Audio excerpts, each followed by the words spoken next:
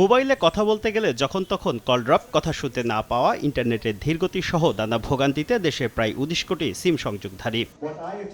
শনিবার রাজধানীতে টিআরএনবির সেমিনারে দুর্বল মোবাইল নেটওয়ার্কের জন্য গ্রাহক অনুপাতে তরঙ্গের স্বল্পতাকে দায়ী করেন বিটিআরসির চেয়ারম্যান। বলেন, মানসম্মত সেবার জন্য প্রতি 10 লাখ গ্রাহকের জন্য দরকার 6 মেগাহার্টজ তরঙ্গ, অথচ বাংলাদেশে বরাদ্দ মাত্র 2.3 মেগাহার্টজ।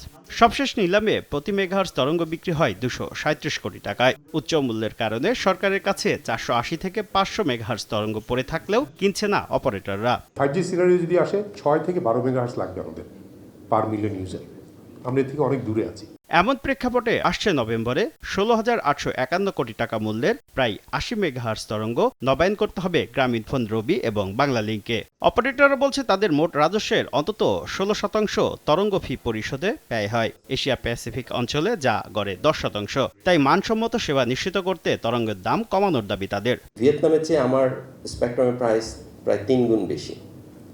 এখন আমি যখন ফিউচার ইনভেস্টমেন্টের কথা বলি, তখন দেখা যায় ইনভেস্টররা কিন্তু আমাদের বাংলাদেশে ইনভেস্ট করতে অত বেশি লুক্রেটিভ ফিল করে না। কিভাবে এই প্রবলেমটা সলভ করতে পারি? আদারওয়াইজ যেটা হবে, এই যে আমাদের বলি যে goose laying golden eggs, probably we will kill this industry. গ্রাহকরা সিম কর প্রত্যাহারের সুফল পাচ্ছে না উল্লেখ করে প্রধানমন্ত্রী টেলিযোগাযোগ উপদেষ্টা জানান, গ্রাহকের স্বার্থকে সর্বোচ্চ গুরুত্ব দিয়েই তরঙ্গের দাম কমানোর বিষয়ে সিদ্ধান্ত নেওয়া হবে। Rest assured, please don't be tensed. Think what this country need. Think what the people need. Think about network quality, the QoS, the future business model, how we can adapt more data. The government is promised to do what's needed for people and for the business.